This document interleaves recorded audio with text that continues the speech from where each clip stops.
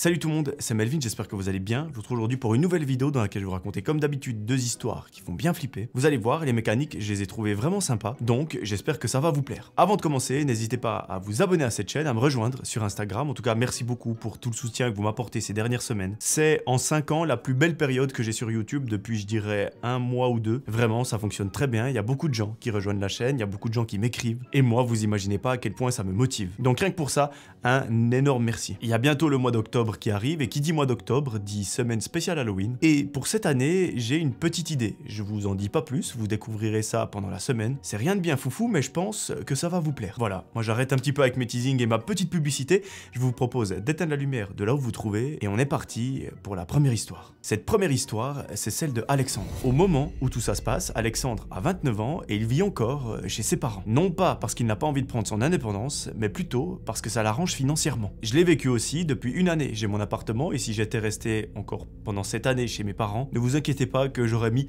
beaucoup d'argent de côté. Mais bon, avoir son petit appartement, son petit chez-soi, ça n'a pas de prix. Mais je comprends tout à fait notre ami Alexandre sur ce point-là. La maison de ses parents, elle est vraiment grande et il s'y sent très bien. Même si parfois il nous avoue qu'il aimerait bien avoir son petit studio en ville, comme à peu près tous ses potes. Et quelque chose d'intéressant, c'est qu'il nous raconte qu'il a l'impression d'être un petit peu en retard par rapport à eux. Parce que voilà, il voit que toutes les personnes dans son cercle social ont un appartement, ils ont leur petit train de vie. Lui, il est encore chez ses parents à 29 ans, ça lui fait un coup. Mais au fond de lui, il sait qu'il n'est pas pressé et que ça viendra forcément un jour. Et ça, dites-moi vous dans les commentaires si vous avez aussi ce sentiment. Moi, mon sentiment, il est assez similaire à celui d'Alexandre, mais c'est plutôt sur ma vie en général. J'ai franchement l'impression de n'avoir rien accompli, de n'avoir rien vécu, alors qu'en soi, j'ai mon master, mon travail en parallèle de YouTube, j'ai pas mal voyagé, mais voilà, j'ai l'impression de ne pas avoir fait grand chose. Dites-moi si vous aussi vous avez ce sentiment ou si c'est tout simplement moi qui suis un fou du bus et eh bien je découvrirai ça à la sortie de la vidéo. Bref, revenons à la vie d'Alexandre. Celle-ci, elle est assez simple. Il fait des études à distance, donc il suit des cours en ligne sur son ordinateur. Il bosse un petit peu à côté pour avoir de l'argent de poche, mais il nous explique que c'est pas un travail qu'il fait avec une grande passion. C'est juste histoire de prendre quelques billets à la fin du mois pour pouvoir avoir un petit train de vie et surtout pour mettre un petit peu de côté pour prendre un appartement. Au niveau social, il a quelques amis, mais la plupart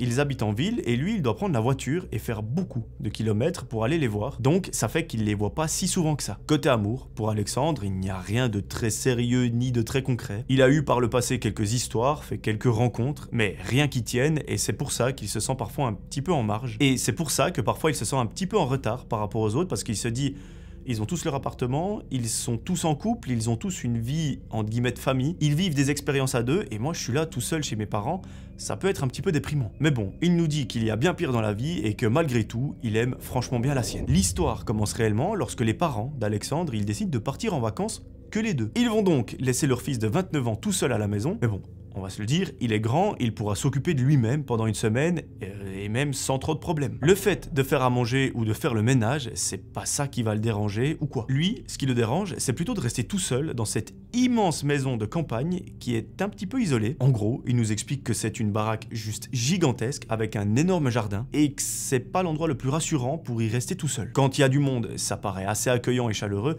mais par contre, quand on y est tout seul, ça fait assez vite film d'horreur. Mais bon, il va pas en vouloir à ses parents de partir sans lui, donc il leur souhaite juste un bon voyage, de bien s'amuser et à bientôt. Ce qu'il aime faire, Alexandre, en général, quand ses parents ne sont pas là, c'est de passer ses soirées à regarder des films ou tout simplement de jouer sur son ordi parce que ça lui donne l'impression d'oublier qu'il est tout seul dans cette grande maison. Et ça, petit conseil mes amis, si certains d'entre vous se sentent seuls, parce que ça arrive à absolument tout le monde, j'ai eu une période, moi, où je me sentais vraiment seul, où vraiment je me disais, mais tout le monde est en soirée, moi je suis à la maison devant mon ordi, enfin... C'est assez terrible à vivre. Eh bien, ce qui m'a aidé, c'est soit de jouer avec des amis en ligne sur un jeu, ou alors un petit truc assez con en soi, mais qui est relativement utile, c'est si vous êtes sur votre ordinateur, sur votre téléphone ou peu importe, essayez peut-être de mettre un stream en arrière-plan. Moi, je sais que ça m'a beaucoup aidé. En fait, je travaillais sur mon ordi et en arrière-plan, je mettais juste le son d'un stream. C'était une personne qui jouait à Call of Duty, mais au moins, j'avais l'impression d'avoir une présence et d'avoir quelqu'un qui était là dans la pièce avec moi en train de parler. Donc moi, c'est quelque chose qui m'a beaucoup aidé. Donc si jamais vous vous sentez seul, n'hésitez pas à essayer et voir si ça peut vous aider également. Quand les parents d'Alex ils sont là, lui il pense pas vraiment à la taille du salon, aux escaliers qui grincent et aux volets qui claquent, mais quand il est tout seul, tout devient beaucoup plus grand, mais surtout beaucoup plus flippant. Ce soir-là, quand ses parents viennent tout juste de partir, Alexandre se dit que ça va aller. Après tout, il a l'habitude d'être seul, donc c'est pas ça qui va le déranger. Mais Malgré ça, il sent déjà une petite gêne. Il regarde la télévision en mettant le son à fond, il allume toutes les lampes dans plusieurs pièces pour se rassurer, et au moins ça lui permet d'un petit peu moins angoisser. Il nous explique que la maison de ses parents, elle est assez vieille, c'est une belle maison avec plein de poutres en bois, des murs très épais, mais vu qu'il y a du bois, ça craque de partout. La nuit, les planchers font beaucoup de bruit qui ressemble à des pas, les radiateurs sifflent et il y a toujours des grincements dans les murs. Notre ami, il sait que c'est normal, que c'est la maison qui vit entre guillemets, mais ça, c'est quand ses parents sont à la maison. Quand il est tout seul, ce genre de bruit, il les apprécie pas tant que ça. Il se dit à ce moment-là, ça aurait été plus simple si quelqu'un était avec moi, que ce soit sa petite amie, un pote, peu importe, juste avoir une présence pour partager cet espace qui paraît extrêmement vide lorsqu'il s'y retrouve tout seul. Ce soir-là, il nous explique qu'il va se coucher extrêmement tard parce qu'en fait, il repousse le moment d'appuyer sur l'interrupteur de la lumière. Et pour dormir, il laisse une lampe allumée dans le couloir parce que sinon, il sait qu'il ne fermera pas l'œil de toute la nuit. Mais même s'il y a cette lumière, il nous raconte que lorsqu'il est couché dans son lit, le moindre bruit, il le capte. Et à un moment, il se dit « Mais attends, c'est un petit peu con ce que je suis en train de faire, j'ai pas 10 ans. Je devrais être habitué à être seul, mais voilà, il n'y a rien à faire. » À ce moment-là, il tape sa meilleure insomnie, il se retourne dans tous les sens, puis à un moment, il ferme les yeux. Sauf que plus il fait ça, plus son imagination commence à lui jouer certains tours. Il commence à complètement bader, à penser à des histoires d'intrus, à des inconnus qui profitent de la nuit pour s'introduire chez des gens, des monstres sous le lit, enfin bref, il s'invente tous les scénarios possibles et imaginables. Et il essaye surtout de se rassurer en se disant que ça n'arrive que dans les films d'horreur, mais la peur, elle est bel et bien présente. Et à ce moment-là, il ne sait pas encore, mais il a probablement raison d'avoir peur. La première nuit passe, un peu agitée, mais sans problème particulier. Alexandre se dit que bon, c'est passé, il s'est probablement fait des films, que sa peur de la maison vide va disparaître d'ici quelques jours, et que c'est normal, que c'est juste le temps de s'y habituer. Mais notre ami nous raconte que plus les soirées passent, plus l'ambiance dans la maison devient chelou. Il arrive pas vraiment à l'expliquer, mais juste, il se sent pas très bien, pas à l'aise comme d'habitude lorsqu'il y a ses parents. Les soirs, lorsqu'il n'a pas cours et qu'il ne travaille pas, il s'occupe comme il peut. Il joue sur son ordi, ou il regarde des séries, ou même parfois il écrit à des potes juste pour avoir une présence. Mais un soir, alors qu'il commence à s'endormir devant un film dans le salon, tout à coup, il y a un bruit qui le réveille. C'est plusieurs coups contre la porte d'entrée. C'est pas violent comme si quelqu'un tape fort, mais 3 petits coups réguliers comme si quelqu'un est en train de toquer. Vous me direz, c'est pas si grave que ça, mais Alexandre, il a un mauvais pressentiment, il se fige, il nous raconte qu'il a le sang glacé, il regarde l'heure sur son téléphone et à ce moment-là, il est 23h47. Il se dit mais qui peut venir frapper à la porte d'une maison isolée en pleine nuit alors qu'il n'attend absolument personne? Il coupe le son de la télévision, il essaye d'écouter pour voir s'il entend quelque chose et là, tout est silencieux. Alexandre n'entend plus rien. Puis, après environ 10 secondes, 3 autres coups, un petit peu plus fort, mais toujours aussi régulier. Alex, il hésite à aller voir, il se dit que c'est peut-être rien du tout, que c'est peut-être quelqu'un qui a vraiment besoin d'aide ou tout simplement qui s'est perdu. Il attrape son téléphone, il active la lampe de poche et il s'approche gentiment de la porte d'entrée. Arrivé à celle-ci, il colle son œil contre le Judas. Au début, il ne voit rien, à l'extérieur, c'est la nuit totale, mais en regardant bien, il distingue une sorte de silhouette. C'est une personne qui est debout, immobile. Alex, il n'arrive pas à voir son visage. C'est juste une sorte de forme sombre figée dans la porte. Et ça le fait flipper. Parce qu'en fait, il ne sait pas s'il doit ouvrir ou pas. Le premier réflexe qu'il a, c'est de se dire « Ok, j'ouvre pas, j'attends que la personne se barre. » Mais malheureusement, sa curiosité prend le dessus. Il tourne tout doucement la clé dans la serrure et il ouvre la porte. Dehors, à l'extérieur, une personne est là, en train d'attendre, donc c'est pas son cerveau qui a badé. Et apparemment, c'est une femme qui a l'air d'avoir une quarantaine d'années, qui est très mal habillée avec les cheveux tout ébouriffés. Et surtout, cette dame, elle le fixe. Elle ne dit rien, elle est juste en train de le regarder. Bon, Alexandre, il bug un peu, il comprend pas. Il lui demande s'il peut l'aider, mais absolument aucun son ne sort de la bouche de la femme. Elle reste complètement immobile, alors lui, il recule. Par réflexe, il regarde derrière lui, donc il lui tourne le dos et il referme doucement la porte d'entrée. À ce moment-là, il nous explique qu'on se croirait littéralement dans un film d'horreur parce que la situation est extrêmement glauque. Vous avez quelqu'un qui toque à votre porte alors que vous n'attendez personne et ce, à 23h47, que cette personne, quand vous allez ouvrir, elle ressemble à la Dame Blanche, qu'elle vous fixe sans rien vous dire.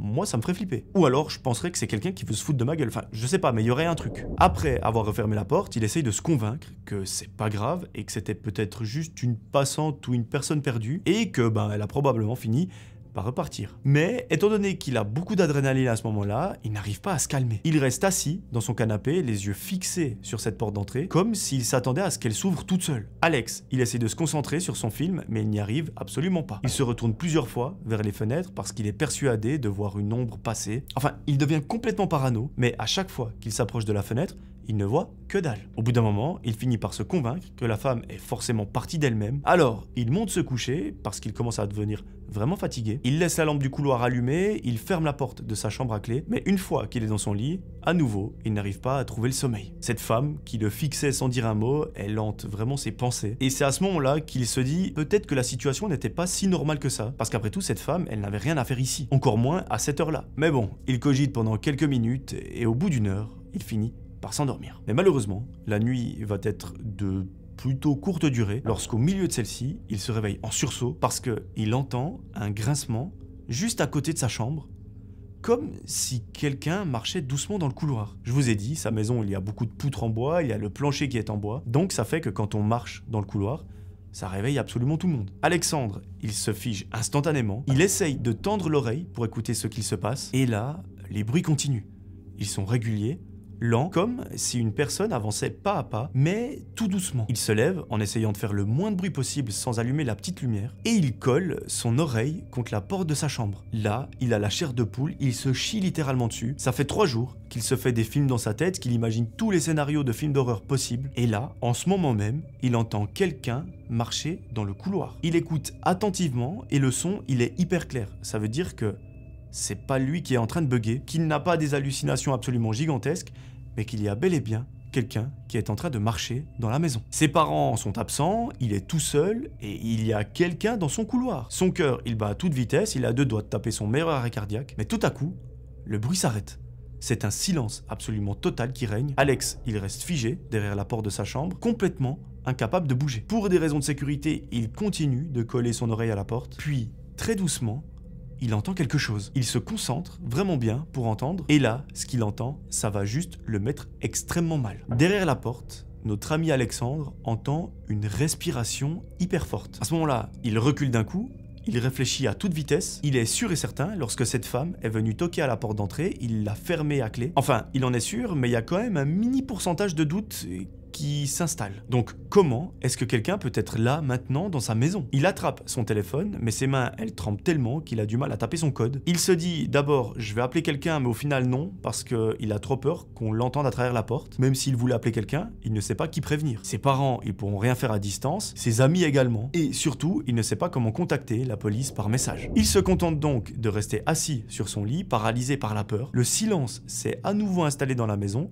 Il n'entend plus de pas ni de respiration, mais c'est sûr et certain qu'il n'est pas seul. Là, dans sa tête, ça fait tilt. Alex a une certitude, la femme chelou qui a frappé à la porte de sa maison, elle n'est pas repartie. Et il est presque sûr et certain que c'est elle qui est actuellement dans la maison, donc elle est entrée d'une façon encore inconnue. Il s'approche de son bureau, il ouvre tout doucement le tiroir, et il attrape un minuscule couteau qu'il utilise d'habitude pour ouvrir ses colis. Alors, c'est pas grand chose, mais il nous raconte que d'avoir ça le rassure un petit peu, parce qu'il a la sensation au moins d'être armé. Puis, d'un coup, il y a un énorme bruit qui résonne dans toute la maison, pas dans le couloir cette fois, mais en bas, au rez-de-chaussée. Ce bruit, c'est comme si quelque chose de très lourd venait de tomber sur le sol. Là, notre ami il se dit qu'il doit aller vérifier, qu'il ne peut pas rester enfermé toute la nuit comme ça dans sa chambre. Il déverrouille tout doucement la serrure de la porte de sa chambre, et il l'ouvre au ralenti. La porte à ce moment-là est ouverte de quelques centimètres, il jette un œil pour regarder dans le couloir, et là, tout est vide. La lumière qu'il avait laissée allumée est éteinte. Alex, il sort, il avance tout lentement avec le couteau serré dans la main, il descend les escaliers un par un sans faire de bruit, et arrivé en bas, il regarde partout autour de lui. Le salon est vide, la cuisine est vide, il avance, il inspecte chaque pièce, mais il ne trouve absolument personne. Pourtant, il sent encore une présence ou comme si on le regardait. Il avance encore jusqu'à la porte d'entrée cette fois. Elle est fermée, verrouillée à clé. Et Alex, à ce moment-là, il est sûr et certain de l'avoir laissée comme ça. Mais du coup, ça le rassure pas du tout. Parce que si la porte n'a pas bougé, alors ça veut dire que la personne qui est entrée dans la maison est encore là. Il monte la garde dans le salon parce qu'il est incapable de remonter. Les heures passent et c'est absolument interminable. Et là, il est tellement épuisé de ces 3 derniers jours qu'il finit par s'endormir sur le canapé avec la lumière allumée. Lorsque le jour se lève, Alex se réveille en sursaut, il regarde partout dans la maison et là, il voit que ses clés, qui sont posées d'habitude sur la table basse, elles ne sont plus là. Il fouille chaque recoin de la maison, mais elles ont complètement disparu. Il se met alors à paniquer parce qu'il comprend que quelqu'un lui a volé ses clés. La journée passe et autant vous dire à ce moment-là, mes amis, que sa journée, elle passe avec une angoisse absolument horrible. Il retourne la maison 10 fois, il ferme toutes les portes, il regarde sans arrêt par les fenêtres, mais il sait que c'est pas suffisant. Parce que si quelqu'un a ses clés, eh bien, cette personne peut entrer à tout moment sans faire le moindre bruit et sans même forcer la serrure. Quelques heures plus tard, on est en début de soirée et Alexandre,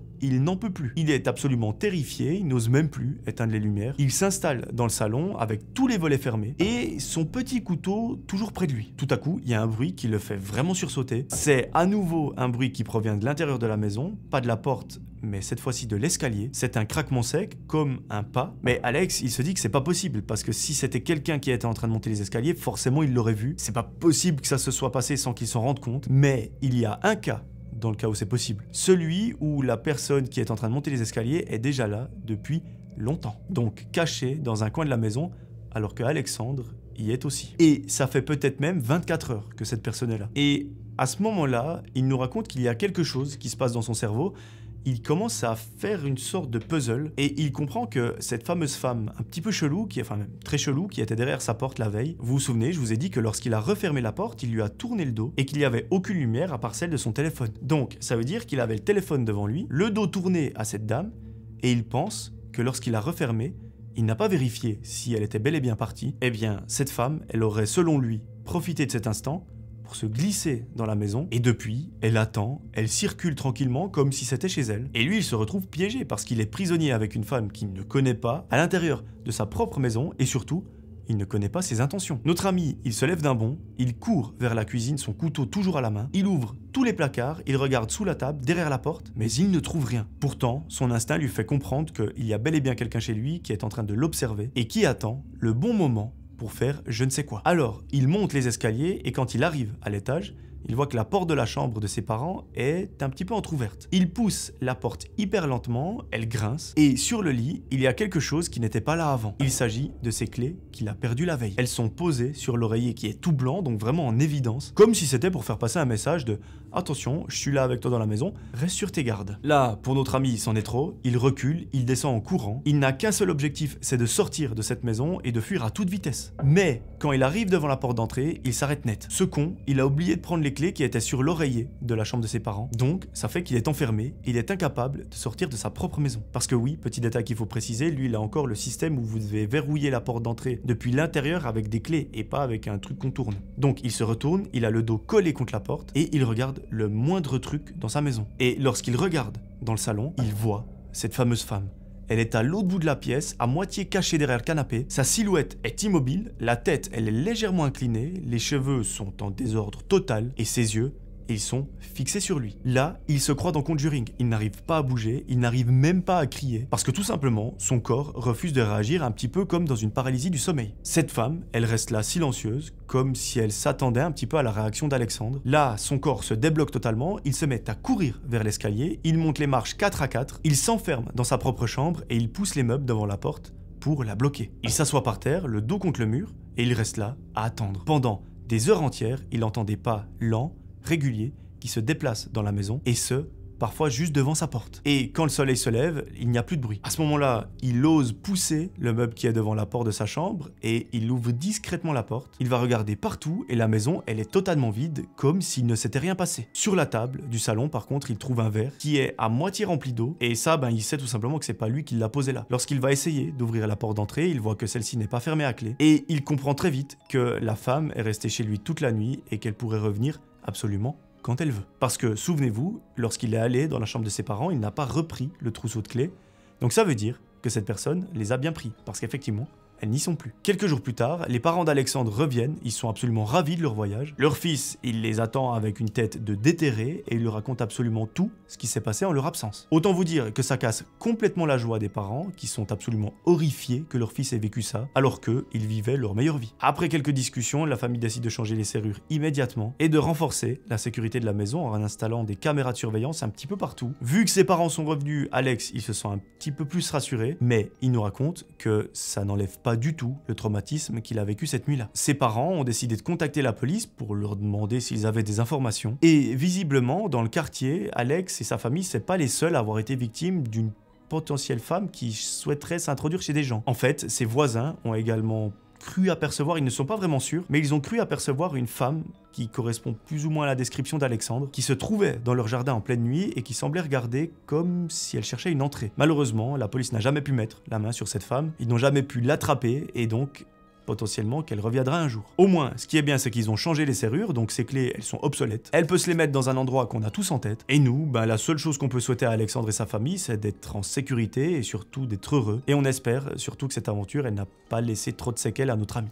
Voilà, j'espère que cette première histoire vous a plu. Moi, j'ai trouvé vraiment intéressante. Les histoires d'intrusion, c'est toujours un petit peu délicat. Je vous propose de reprendre votre boisson, de reprendre un petit truc à manger, et on est parti pour la deuxième histoire. Cette deuxième histoire, c'est celle d'une jeune fille qui a 15 ans et qui s'appelle Charlotte. Charlotte, c'est une adolescente qui va en cours, comme toutes les filles de son âge, et à l'école, ça se passe plutôt bien. Elle vit avec ses deux parents et sa sœur qui a 2 ans de plus qu'elle. Elles ne s'entendent pas à merveille, mais ce n'est pas non plus horrible. Sa sœur, elle n'a pas du tout les mêmes occupations, ni même les mêmes centres d'intérêt qu'elle. Donc forcément, ça ne les rapproche pas beaucoup. Charlotte, elle n'aime pas trop les cours, elle fait ses devoirs comme elle peut parce qu'elle n'aime pas trop ça. Elle préfère plutôt passer du temps avec ses copines dans la cour de récré au collège. Et elle nous explique qu'elle n'a pas non plus beaucoup d'amis parce que selon elle, elle est considérée comme une personne bizarre par ses camarades. Par exemple, au lieu d'avoir un téléphone portable ou de jouer à la console comme ses amis, Charlotte, elle a une passion un petit peu particulière. Et cette passion qu'elle a, c'est une passion pour les poupées. Mais c'est pas les poupées mignonnes comme on connaît ou les trucs comme ça qui sont assez récents. Elle, c'est plutôt pour les poupées très anciennes comme celles en porcelaine. Pour résumer, c'est les poupées que vous et moi on trouve absolument effrayantes, avec des visages très blancs, des joues toutes roses et des gros yeux qui nous fixent. Et lorsqu'on se déplace, on a l'impression que les yeux de cette poupée, ils bougent en même temps. Enfin bref, c'est très flippant, mais Charlotte, elle adore ça. En fait, elle dit carrément que ces poupées-là, elles ont quelque chose de spécial et que vraiment, elle les adore. Elle passe des heures à les coiffer, à les habiller et à les aligner sur une étagère dans sa chambre. Et dites-vous que cette étagère, elle a carrément demandé à son père qu'il la bricole pour elle parce qu'elle ne trouvait pas dans les magasins ce qui lui convenait. Et son père, lui, il a pas eu vraiment le choix de lui concocter cette petite étagère parce qu'en plus, Charlotte, elle en a beaucoup. Ses poupées, elle les collectionne depuis qu'elle est toute petite. Et si elle a cette passion pour les poupées, c'est en grande partie grâce à sa grand-mère. Parce qu'en fait, elle les collectionne aussi et sa maison est remplie d'anciennes poupées. Du coup, Charlotte, elle est contente parce que ça lui fait un point commun avec sa grand-maman. Et en plus, elle habite juste à côté de chez eux, donc ça lui donne l'occasion de passer beaucoup plus de temps avec ses petits-enfants. Et Charlotte, elle en est ravie. La grand-maman de Charlotte, elle est un petit peu comme sa confidente. Elle lui explique comment se passent les cours, ce qu'elle fait de ses journées. Et c'est des choses qu'elle ne raconte pas trop à ses parents parce qu'elle n'a pas envie de les inquiéter. Et surtout, elle a envie de garder son petit jardin secret comme à peu près nous tous. Charlotte, quand elle se rend chez sa grand-mère, elle nous explique qu'elle a une passion, c'est de regarder et d'admirer sa collection de poupées. Parfois, sa grand-maman lui explique des histoires sur leur provenance, sur comment est-ce qu'elles ont traversé les années, pourquoi est-ce qu'elles sont habillées de telle ou telle façon. Et Charlotte, ça la fascine. En fait, elle nous raconte que si elle se sent aussi proche des poupées, c'est parce qu'elle a l'impression qu'elle peut être elle-même et qu'on ne va pas la juger. Un jour, on est un samedi. Notre amie Charlotte, elle passe la journée avec sa grande sœur chez sa grand-maman, comme elles ont l'habitude de le faire assez souvent. Et comme d'hab, Charlotte, elle est obnubilée par ses poupées, mais elle nous fait une petite confidence. Il y en a une parmi toutes les poupées qu'elle apprécie un petit peu plus. Elle est un petit peu plus grande, très jolie, avec des grands yeux très brillants. La grand-mère de Charlotte, voyant sa petite fille admirer autant la poupée, elle décide de la lui offrir. Autant vous dire que Charlotte, à ce moment-là, c'est la petite fille la plus heureuse du monde. Au point où elle saute littéralement sur sa grand-maman, elle la prend dans ses bras, elle lui dit merci environ 10 000 fois. En plus, elle sait que sa grand-mère, elle tient beaucoup à cette poupée parce que c'est la plus ancienne de sa collection. Donc elle a une valeur très sentimentale pour elle. Alors qu'elle décide de lui en faire cadeau, c'est un geste d'amour juste gigantesque. Et au-delà d'un geste d'amour, c'est un geste de confiance parce que ça lui montre que sa grand-maman fait confiance à Charlotte pour conserver ce trésor et la faire perdurer dans le temps. Notre amie, ça a toujours été son rêve d'avoir cette poupée, c'est vraiment le cadeau de ses rêves. Sauf que quand la grand-maman décide de lui offrir, sa sœur, elle est complètement choquée. Elle se prend une énorme claque dans la figure. Elle n'a pas reçu de cadeau, après faut dire qu'elle aime pas forcément les poupées, et que sa grand-mère, elle a pas d'autre chose sous la main à lui offrir. Mais bon, voyant bien que sa sœur est un petit peu déboussolée, voire un petit peu en colère, elle lui dit écoute, je t'offrirai un cadeau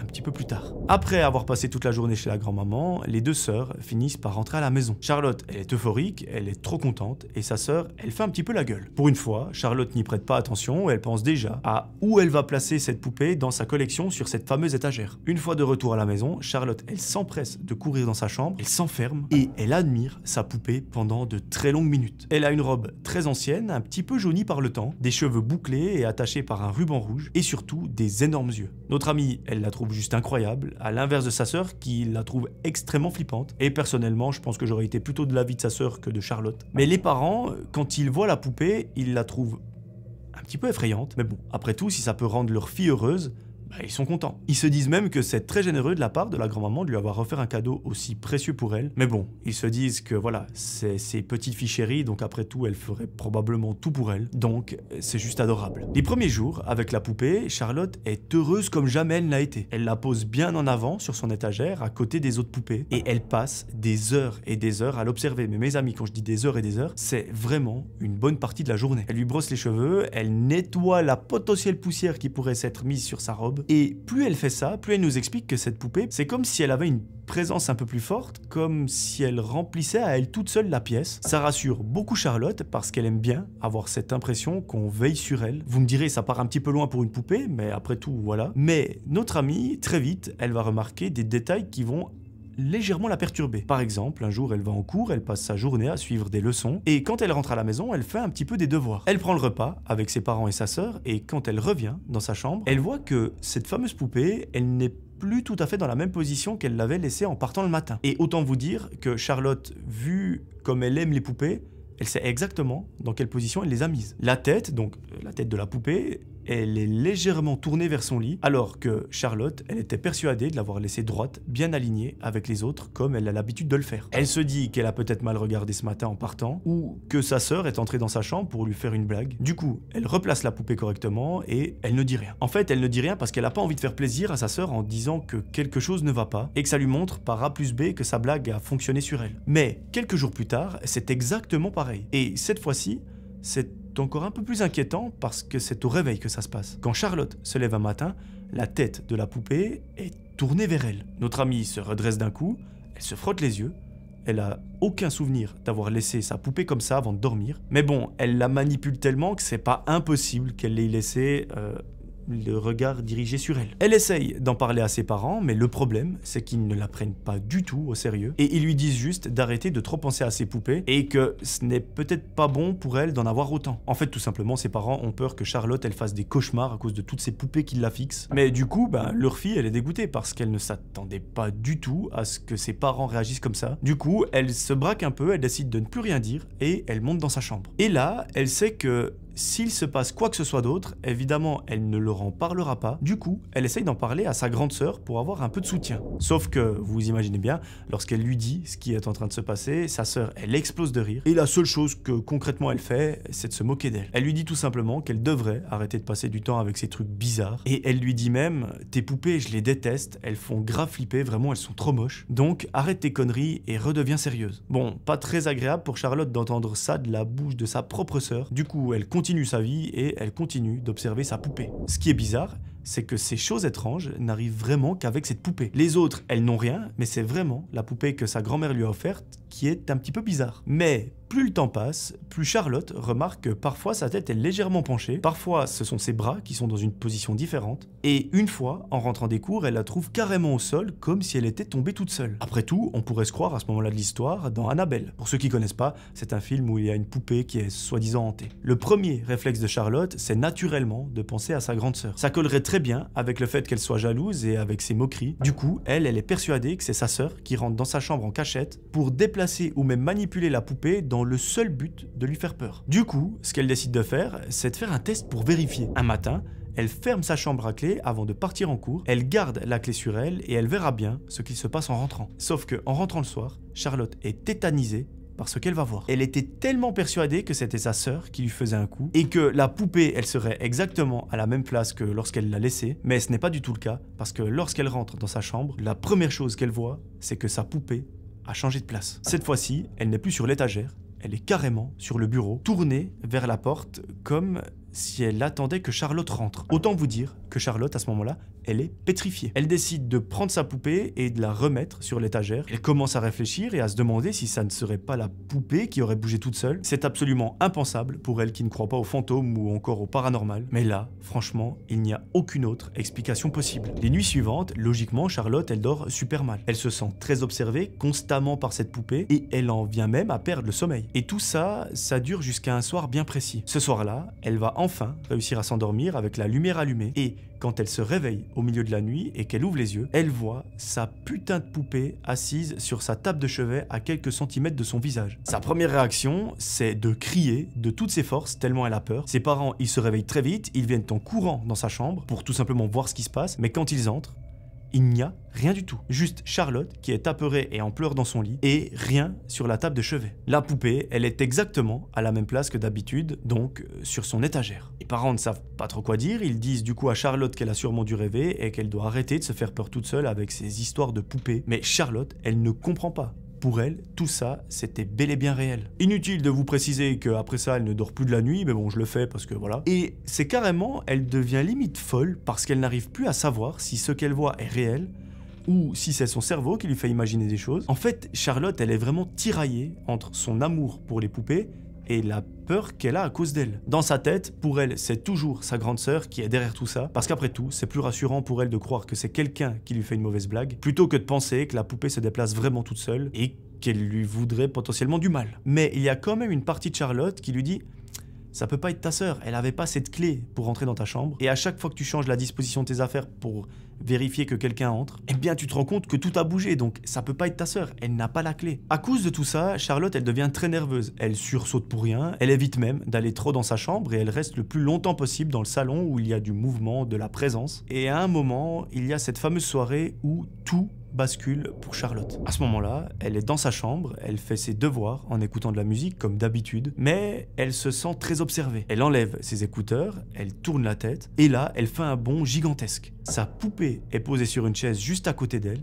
et elle la fixe. Alors là, mes amis, pour Charlotte, c'en est trop. Elle prend la poupée et elle la balance sur l'étagère. Autant elle aime bien ses poupées, mais là, il y a des limites. Elle n'en parle à personne parce qu'elle a l'impression que personne ne la comprend et surtout ne la croit. En fait, tout le monde pense qu'elle est folle avec ses histoires de poupées, qu'en fait, elle les aime tellement qu'elle aimerait les voir bouger. Du coup, Charlotte, elle se renferme sur elle-même, ce qui est très mauvais. Et comme depuis des jours, elle ne dort plus. Un soir, les parents de Charlotte décident de sortir tous les deux, se faire un resto en amoureux. Alors, les deux filles, donc les deux sœurs, restent toutes seules à la maison. La grande sœur de Charlotte en profite pour lui parler, pour lui dire qu'elle la croit, qu'elle a déjà entendu des bruits bizarres dans sa chambre quand elle n'était pas là, et qu'il faudrait vraiment se débarrasser de ses poupées. Charlotte lui dit que non, qu'elle n'a pas envie de se débarrasser de tout ça, parce que c'est sa passion et qu'elle les aime par-dessus tout. Mais sa sœur, elle se met en colère en lui disant que c'est juste des trucs débiles, et qu'en plus, la poupée de sa grand-mère, elle est probablement possédée. Charlotte dit à sa sœur que s'il se repasse quoi que ce soit de bizarre avec cette poupée, elle pensera peut-être à s'en débarrasser. Mais maintenant,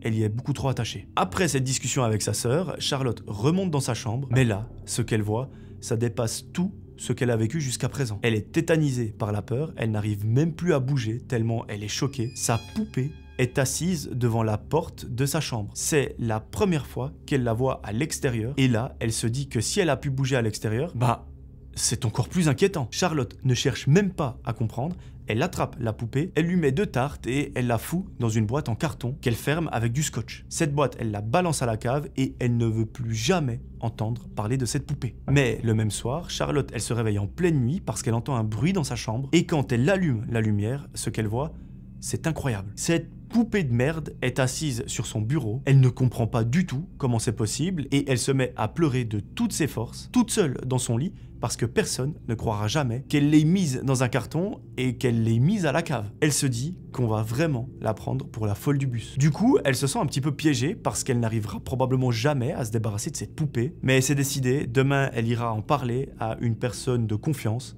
sa grand-maman. Au début, elle ne voulait pas lui dire pour ne pas l'inquiéter et pour ne pas lui faire de la peine parce qu'après tout, c'est un cadeau qu'elle lui a offert. Et surtout, elle sait que sa grand-maman tient beaucoup à cette poupée, donc elle n'a pas envie de lui faire de soucis. Mais vu qu'elle ne peut ni en parler à sa sœur, ni à ses parents, ni même à ses amis, forcément, c'est la seule personne qui lui reste. Cette nuit-là, elle ne dort pas. Elle remplit un carton avec toutes ses poupées et c'est décidé.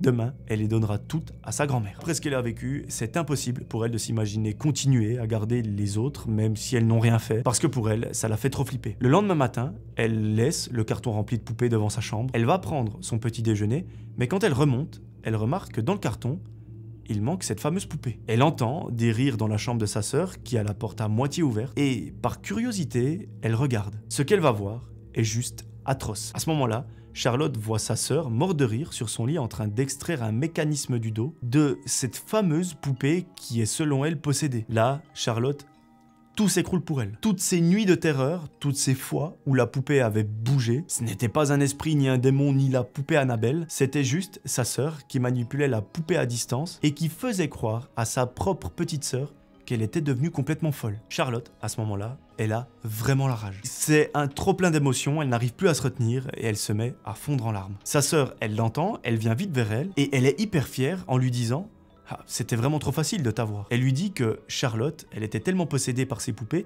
que ça en devenait malaisant. Et qu'elle a fait tout ça parce qu'elle avait juste envie que sa sœur se débarrasse de toute cette merde, qu'elle mette tout ça dans un carton à la cave et qu'on n'en parle plus jamais. Mais c'est hyper égoïste parce que c'est même pas une blague de mauvais goût ou quoi que ce soit, c'est juste que sa sœur ne voulait pas que Charlotte ait une passion qui la rende heureuse. Sa sœur, elle lui dit qu'elle en avait marre de passer pour l'enfant ingrate qui n'a pas de complicité avec leur grand-mère. Du coup, elle a fait ça pour se venger. Elle voulait surtout que ses parents idolâtrent un petit peu moins sa petite sœur et qu'ils lui donnent plus d'attention à elle. Notre amie Charlotte, vous imaginez bien mes amis, elle est complètement abasourdie par ce qu'elle entend. Elle comprend que sa sœur lui a fait vivre un véritable cauchemar. Tout ça parce que elle est juste jalouse. Charlotte, elle hésite même à en parler à ses parents pour leur dire d'engueuler la sœur, sauf qu'elle se dit « Ils vont jamais me croire quand je vais leur dire que ma propre sœur a mis un mécanisme dans la poupée pour la contrôler à distance, dans l'unique but de me faire peur, ils vont me prendre pour une folle. » Du coup, forcément, elle est obligée de garder ça pour elle et elle se dit qu'elle en parlera demain à sa grand-maman. Après ces événements, la relation qu'elle a avec sa sœur, elle nous avoue qu'elle sera plus jamais la même. Elle n'oubliera jamais ce qu'elle lui a fait subir parce que maintenant, elle sait ce dont elle est capable et franchement, c'est encore plus effrayant que n'importe quelle poupée qui bougerait toute seule. Parce que c'est sa sœur, c'est la personne en qui elle est censée avoir le plus confiance,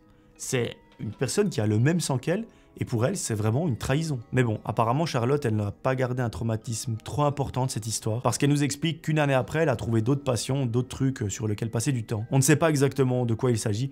Par contre, la chose qu'on sait, c'est que ça n'a rien à voir avec le monde des poupées. Voilà, mes amis, j'espère que cette histoire vous aura plu. Moi, j'ai un tout petit doute par rapport à celle-ci, parce qu'elle nous dit, sauf erreur, au début de l'histoire, alors j'ai plus en tête, mais il me semble que sa grande sœur a 2 ans de plus, donc elle doit avoir 16-17 ans.